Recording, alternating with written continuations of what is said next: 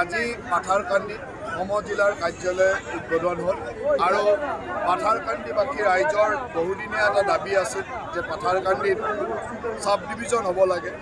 আজি সেই দাবীৰ ওপৰলৈকে গৈ আমাৰ মুখ্যমন্ত্ৰী মহোদয় সাব ডিভিজন নহয় ডিষ্ট্ৰিক্ট সমজিলা আজি ঘোষণা কৰিলে, উদ্বোধন কৰিলে। অকল ঘোষণাই নহয়, উদ্বোধন কৰিলে। আজিৰ পৰা পাথাৰকান্দিবাসীয়ে যোৱা 40 বছৰ আগত বিচৰা যিটো দাবী আছিল তাকো অতিক্ৰম কৰি এখন সমজিলা পালে, ইকুইভেলেণ্ট ডিষ্ট্ৰিক্ট, আৰু য'ত জিলাৰ বেছিভাগ কামেই ইয়াত সমাধান হ'ব।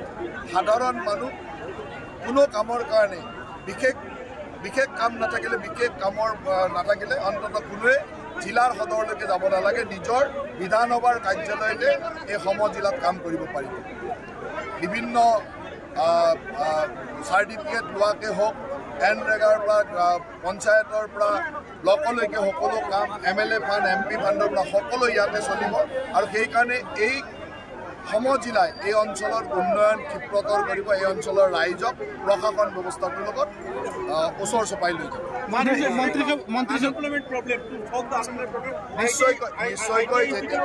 নিশ্চয়কৈ যেতিয়া এটা কাৰ্যালয় আহে তাৰ লগে লগে অন্যান্য ইক'চিষ্টেমটো আহি ডেভেলপমেণ্ট হওক সকলোতে সহায় কৰে। দেখা যায় মুখ্যমন্ত্ৰী এটা ঘোষণা কৰিছিলে যে পূজাৰ আগত বা এনে টাইমত পাথাৰকান্দি এটা মন্ত্ৰিত্ব ঘোষণা কৰা হ'ব। এই সম্বন্ধে কি ক'ব? চাওক, আমাৰ চৰকাৰৰ মন্ত্ৰীসভাৰ সম্প্ৰসাৰণ ইত্যাদি মুখ্যমন্ত্ৰীৰ এখতিয়াৰৰ কথা। তথাপিতো আমি যিমান দূৰ জানো, মই ভাবোঁ যে অহা উপনিৰ্বাচনৰ পিছতে অসম মন্ত্ৰীসভাৰ যি সম্প্ৰসাৰণ সেইটো হয়তো হ'ব, আৰু মুখ্যমন্ত্ৰী মহোদয়ে এই ধৰণে বিভিন্ন সংবাদ মাধ্যমত কৈ ৰাখিছে। সবটাই হচ্ছে আনন্দের দিন এবং ঐতিহাসিক দিন। যে সত্যি কথা যে পাথারকান্দি মতো কনস্টিটিউয়েন্সি, আমরা এক পাশে ত্রিপুরা, এক পাশে মিজোরাম, আর বাম দিকে প্রায় 46 কিলোমিটার পাথারকান্দি বর্ডার এরিয়া। তার মধ্যে আমাদের মাননীয় মুখ্যমন্ত্রী মহাশয় যে পাথারকান্দি সমষ্টির নাগরিকদের জন্য যে সমজেলা উপহার দিয়েছেন, তাই সবথেকে বেশি কৃতজ্ঞতা, ধন্যবাদ এবং মুখ্যমন্ত্রী মহাশয়কে প্রণাম নিবেদন করছি।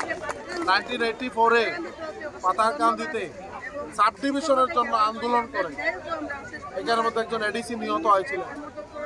দীর্ঘ 40 বছর পর বিনা আন্দোলনে মাননীয় মুখ্যমন্ত্রী মহাশয় উপলব্ধি করতে পেরেছেন যে পাথারকান্দিতে ডেভেলপমেন্ট করতে হবে, ডেভেলপমেন্টের চরম শিখরে পৌঁছাতে হবে। তার জন্য আজকে সমজেলা উপহার দিয়েছেন।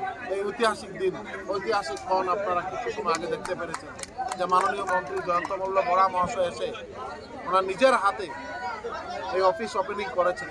তাই বিশেষ করে মুখ্যমন্ত্রী মহাশয়কে বহুত বহুত ধন্যবাদ এবং কৃতজ্ঞতা স্বীকার করব পাথারকান্দিবাসীর পক্ষ থেকে। পাথারকান্দি কনস্টিটিউয়েন্সির ডেভেলপমেন্টে মুখ্যমন্ত্রী মহাশয় সব সময় একটা সচেষ্ট ভূমিকা থাকে, সবসময় খবর নেন বা করিমগঞ্জ জেলার জন্য যে আরও কী করতে লাগবে, করিমগঞ্জ মিউনিসিপ্যালিটির জন্য কী করতে লাগবে। আপনারা শুনতে পারবেন কিছুদিনের মধ্যে পাথারকান্দিতে একটা সুন্দর মিউনিসিপ্যালিটি ডিক্লেয়ার হবে, পাথারকান্দিতে মিউনিসিপ্যালিটির কাজ শুরু হবে। পাথারকান্দি এগ্রিকালচার ইউনিভার্সিটির জন্য এগ্রিকালচার ডিপার্টমেন্ট থেকে মানুষ এসেছে, যাতে পাথারকান্দিতে এগ্রিকালচার ডিপার্টমেন্টে ইউনিভার্সিটির কাজ শুরু হয়। তার জন্য মাটি বরাদ্দ করার জন্য যে টিম এসেছিল, আমরা মাটি 3 জায়গায় দেখিয়েছি, যেটা ওনাদের ফ্রুটফুল হবে, যেটা ওনাদের জন্য বেটার হবে, সয়েল টেস্ট করে ওই এলাকায় এগ্রিকালচার ইউনিভার্সিটি হবে।